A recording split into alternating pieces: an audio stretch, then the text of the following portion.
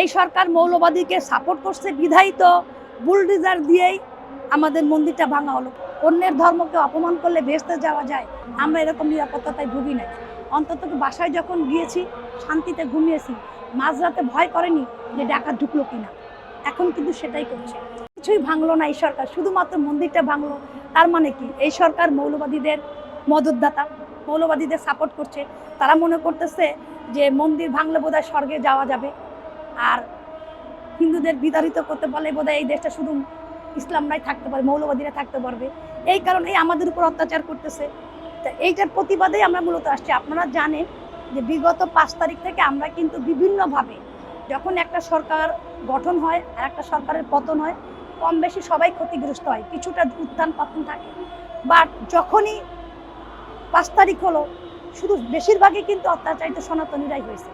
অন্য মুসলমানরা যারা হয়নি তারা না, কিন্তু ধরেন অনেক সনাতনীরা আছে যারা কিন্তু কোনো রাজনৈতিক প্রেক্ষাপট পড়ে না, তারাও কিন্তু নির্যাতিত হচ্ছে। তার মেয়েকে ধরে নিয়ে যাচ্ছে, তার মেয়েকে ধর্ষণ করছে, তার মেয়েকে অপহরণ করে বিয়ে করছে, তার বাড়ি লুট করতেছে।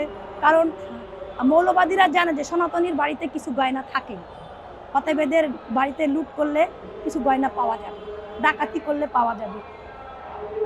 এই সরকারের আমলে আমার মামার বাড়িতেও কিন্তু ডাকাতি হয়েছে। স্বাধীনতার পর থেকে কথা বলবো কিনা জানি, দীর্ঘ 16 বছর বাস্তব সত্য কথা বলি, আমরা এরকম নিরাপত্তায় ভুগি নাই।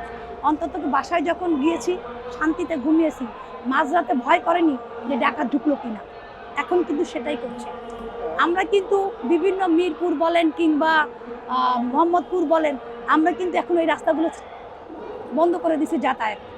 কারণ এইসব জায়গায় নিরাপত্তা পাচ্ছে না, not only Hindu, not only সকল সম্প্রদায়ের মানুষ।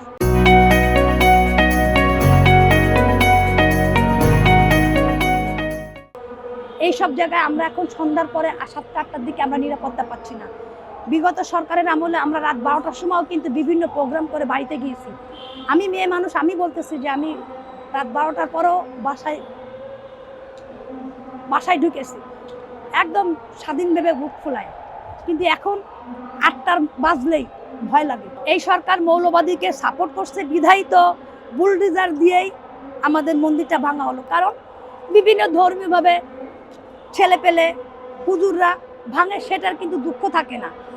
সরকারি প্রশাসনভাবে কিন্তু বাংলাদেশে এই প্রথম নজির হলো, সরকারি প্রশাসন থেকে দাঁড়িয়ে থেকে মন্দিরটা ভাঙা হয়েছে।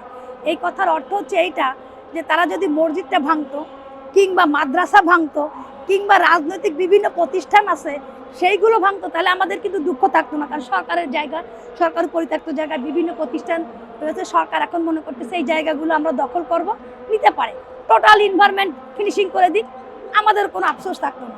কিন্তু শুধুমাত্র আমার মন্দিরটাকেই ভেঙে দিল, এবং ভেঙে দিল ঠিক আছে, ভেঙে দিল, যার যার ধর্ম তার তার কাছে। আমার ধর্মে আমার দেবদেবীর মূর্তি হচ্ছে আমার কাছে পূর্ণ। আমার দেবদেবীর মূর্তি ভেঙে আপনি নর্দমায় ফেলতে পারেন? এইটা কোনো ধর্মের মধ্যে প্রতিফলিত হয়?